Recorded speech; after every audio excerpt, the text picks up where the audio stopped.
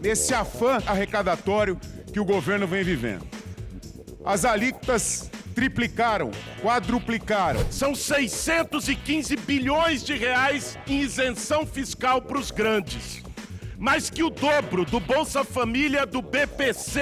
Eu pergunto aos senhores, onde é que o trabalhador na ponta sofre com esse aumento do IOF? São 28 novos impostos ou alíquotas majoradas. O povo não aguenta mais pagar tanto imposto. Mais fácil uma vaca tossir ou um saci cruzar as pernas do que esse Congresso Nacional aumentar imposto de rico. Queremos um Estado que não fique no cangote do povo brasileiro cobrando impostos.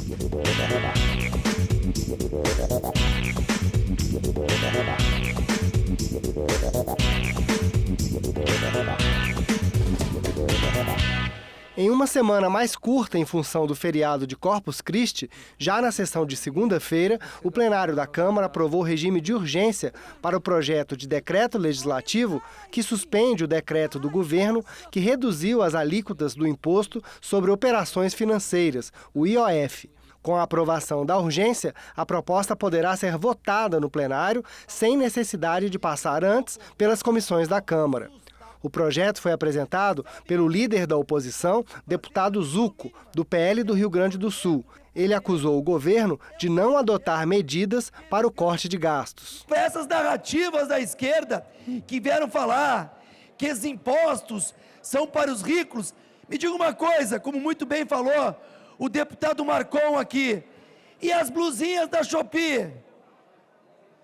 Vai ser taxado quem, deputada? Fala aí, quem é que vai ser taxado nas blusinhas da Shopee? É o povo mais humilde, que está fugindo dos impostos que vocês querem fazer. São mais de 25 impostos. É uma média, chega a ser uma média próxima a um imposto por mês. Que pouca vergonha, que baixaria, que desrespeito com a sociedade. A gente ouve discursos aqui que tem uma profunda hipocrisia. Isso é a perversidade que muitos querem aqui. Desvincular o salário mínimo, o BPC e outros benefícios do salário mínimo. Nós não queremos isso, o governo Lula não quer isso. Nós queremos ir para cima dos super ricos. Com a MP e com esse IOF já vão para 28 impostos. É um imposto a cada 37 dias. É uma vergonha esse desgoverno. Nós, com muito louvor, em nome dos pagadores de impostos, em nome da história do Partido Liberal, que queremos um Estado que não fique no cangote do povo brasileiro cobrando impostos, nós votaremos a esse regime de urgência com muito louvor e com muita alegria. Toda a nossa bancada do PL, nós votaremos ao requerimento de urgência, sim. Não tinha cobrança do IOF para pessoa física. Eu pergunto aos senhores, onde é que o trabalhador na ponta sofre com esse aumento do IOF? Não sofre, senhores. É uma medida que pega o andar de cima. Mas aqui, deputado Hildo Rocha, nós temos um problema no nosso país, porque a gente vê setores, grupos econômicos que bradam: é necessário um ajuste fiscal, mas é só em cima do povo pobre. Porque na hora que vem uma alternativa discutir, eu não quero pagar imposto. No caso do LCA e LCI, nós estamos falando, sabe de quanto, pessoal? 41 bi de isenções. E qual é a justiça disso? Uma professora da rede municipal de Recife, Túlio, paga 27,5%. Como é que uma pessoa que tem um título de LCA, que às vezes ganha 200 mil reais de renda, paga zero? É injustificável. No momento em que foi feito este aumento do IOF, o governo mentiu para o povo brasileiro, dizendo que havia recuado. Poucas horas depois, porque o efeito daquele recuo era quase zero. Mais tarde, senhor presidente, este governo petista de novo disse que recuava, mas em compensação mandava uma medida provisória que coloca ainda mais impostos sobre o brasileiro, principalmente nas LCIs e nas LCAs. É bom lembrar que mais uma vez a hipocrisia está colocada, porque durante o governo Bolsonaro, as alíquotas do IOF eram muito maiores do que o governo Lula está propondo, colegas. E eu não vi ninguém se incomodando. Não vi ninguém se incomodando. Quando o governo Lula aumenta o IOF para evitar cortes nas áreas sociais, os senhores ficam nervosos, os senhores se incomodam. Eu quero ver ter coragem de cortar parte dos 50 bilhões de emendas parlamentares que representa 1/4 do orçamento discricionário brasileiro. Isso equivale a 5 bolsas de famílias. Isso equivale a 4 vezes o orçamento da educação. Isso equivale a 3,5 vezes o orçamento da saúde.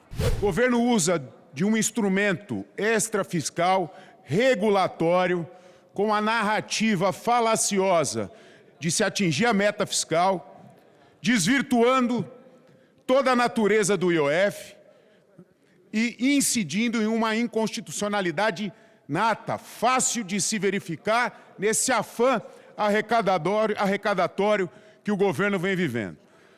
As alíquotas triplicaram, quadruplicaram. Ora, o que é isso se não querer pura e simplesmente arrecadar, penalizando o setor produtivo, penalizando os contribuintes, penalizando o cidadão todo o tempo. A direita e a Faria Lima, que ficam atacando o presidente Lula falando em corte de gastos. Mas aprovaram e defendem isenção fiscal para bilionários do agronegócio. Não é o pequeno produtor, não, são os grandes. Pequeno não tem isenção. Para grandes corporações, são 615 bilhões de reais em isenção fiscal para os grandes.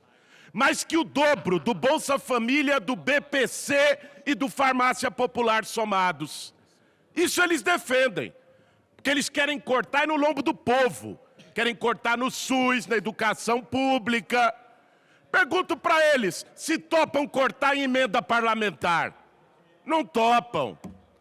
Pergunto para eles se topam cortar supersalários. Não topam. Isso eles não topam. Aí o presidente Lula vem e propõe aumento do IOF. Povo não paga IOF, quem paga são os grandes. Eles querem derrubar. O líder do governo, o deputado José Guimarães, do PT do Ceará, disse que as ações do governo têm como objetivo o cumprimento do arcabouço fiscal. Quero explicitar aqui algumas das opiniões e combater argumentos falaciosos que líderes da oposição colocaram aqui nesse debate. Primeiro, o seguinte: o que é que nós estamos fazendo do governo com relação ao IOF e à medida provisória? Nós estamos fazendo uma readequação e fazendo ajustes para fazer cumprir o tal do arcabouço que nós votamos aqui nesta casa. O arcabouço que foi votado por todos. E o nosso governo tem tanta responsabilidade fiscal e social que ele não vai desrespeitar as normas e as regras da lei que nós aprovamos. O discurso o governo está fazendo gastança. Nós podemos até fazer gastança, mas para proteger os mais pobres, aqueles que estão lá no sertão do Nordeste, precisando da proteção do Estado, com os programas sociais, mas jamais cortar, presidente Hugo Mota, benefício daqueles que efetivamente precisam de proteção e precisam do nosso apoio. Que ajuste fiscal vocês querem? Que ajuste fiscal a elite brasileira quer? Essa gritaria dos parlamentares aqui no Congresso Nacional tem a ver com isso. Enquanto o presidente Lula quer enfrentar os privilégios, reduzir os supersalários, isentar de imposto de renda quem ganha até R$5.000. Taxar os super ricos. Vocês querem que aqueles que têm altas rendas continuem sem pagar imposto. Vocês acham justo uma professora pagar 27,5% de imposto de renda e uma pessoa que ganha mais de R$1 milhão por ano não pagar nada, ou no máximo 2,5%? O presidente Lula quer fazer justiça fiscal, diferente de vocês que querem manter privilégios dos super ricos. Por isso, essa crise aqui na Câmara dos Deputados. Por isso, os representantes da elite estão em pânico, porque querem fazer ajuste, tirando dinheiro da classe média e dos mais pobres, preservando os privilégios de quem muito tem.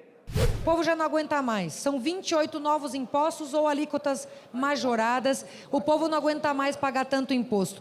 E a gente não ouve falar, porque não está no vocabulário do governo, a palavra responsabilidade fiscal, corte de gastos. A gente tem que ouvir o absurdo aqui do líder do governo falar que se não manter o IOF, vai ter que cortar programa social, tem que cortar a gastança desenfreada desse governo, tem que tomar vergonha na cara e ter responsabilidade. É mais fácil uma vaca tossir ou um saci cruzar as pernas do que esse Congresso Nacional aumentar imposto de rico. É impressionante. Quando se fala em aumentar imposto de rico, isso aqui vira uma bagunça, um problema. Meu Deus, estão aumentando o imposto dos ricos. Aí a pressa é urgente. Corre! Olha, foi feito um decreto pelo presidente Lula que vai dar mais dinheiro para a educação, para a saúde, para a Minha Casa Minha Vida, para o Bolsa Família. Não pode. Isto vai cobrar dos ricos. Nós não vamos deixar no Congresso Nacional. Na sessão do Congresso Nacional, deputados e senadores aprovaram proposta que altera regras para as emendas parlamentares. Alguns deputados criticaram o fato da medida autorizar o custeio da saúde nos municípios com recursos de emenda parlamentar. Então, sendo muito claro, que absurdo é esse de a gente autorizar custeio de saúde? Passou da hora da gente discutir decentemente pacto federativo, discutir como o nosso dinheiro é distribuído. E estou falando isso aqui de uma maneira muito clara, porque estou aqui com o senador Eduardo Gomes, que é relator da matéria, porque é uma aberração a gente discutir custeio da saúde pago e bancado com emenda parlamentar. Aliás, eu quero até falar aqui, a gente está autorizando emendas coletivas, ou que pelo menos deveriam ser coletivas, que é a emenda de comissão e a emenda de bancada, para pagamento de pessoal da saúde. Essa ânsia, essa gana dos parlamentares para distribuir emendas aos seus prefeitos, e no final eu vou falar do 3, porque isso reelege o deputado. Praticamente compra o prefeito e forma a base para fazer essa composição vergonhosa do Congresso. Por isso, eles têm a linha de não taxar ricos e super ricos. Eu estou falando de super ricos. O que é fato é que as emendas começaram, por exemplo, lá atrás, na saúde. Era para comprar equipamentos para hospitais, equipamentos nas prefeituras, enfim, veículos, coisas práticas, objetivas. Depois elas avançaram para, além dos equipamentos, pagar o custeio da máquina na saúde, custeio do hospital na saúde, custeio das prefeituras na saúde, ou seja, medicamentos, procedimentos. E agora nós estamos vendo uma terceira evolução. Além da compra de equipamentos, veículos, enfim, para prefeituras ou para hospitais, além do custeio para a prefeitura ou para hospitais, agora para pagar profissionais ligados diretamente à saúde. Veja que é uma evolução que Assusta. Durante a sessão do Congresso, foi lido o pedido de instalação da Comissão Parlamentar Mista de Inquérito sobre descontos indevidos em benefícios do Instituto Nacional do Seguro Social, o INSS. A CPMI será instalada depois que os líderes partidários indicarem os parlamentares que irão integrar a comissão. Ladrões, bandidos, desalmados, e dá conta à Polícia Federal de que tem nome de deputados, senadores envolvidos com essa molecagem, com esse crime, com essa infâmia contra aqueles que contribuíram a vida inteira. Canalice, 1000 vezes canalhas, 1000 vezes canalhas. Não sou daqueles que acham que CPMI é instrumento de oposição. CPMI, como o nome diz, é para inquirir e investigar na dimensão do parlamento, que é a dimensão da publicização, da transparência, da relação aberta com a sociedade. Temas de interesse nacional, debates em plenário, as reações e propostas dos deputados, fatos e opiniões. A Câmara dos Deputados ela tem homenageado grandes políticos que passaram por essa casa. E o ex-governador Miguel Arraes está entre o rol dos deputados federais que merecem ser homenageados e cuja lembrança deve permanecer entre nós. E eu vou além. Essa homenagem transcende a simples denominação de uma sala e fala muito mais, reconhecendo o trabalho de um grande homem que dedicou sua vida ao povo pernambucano e ao povo brasileiro. Um homem que utilizou a política de fato como um instrumento para transformar a vida das pessoas. Arraes foi deputado federal por 3 vezes, deputado estadual por 2 vezes, foi prefeito da cidade do Recife, foi governador por 3 mandatos e durante todos os cargos que ele ocupou, ele mostrou através do exemplo o que é ser um líder. Implementando políticas públicas de qualidade que servem de exemplo até hoje, como por exemplo o LAFEP, que inspirou o presidente Lula no Farmácia Popular, o Luz para Todos, que também inspirou o presidente Lula, levando energia para o povo brasileiro. Hoje, essa homenagem é mais do que reconhecida.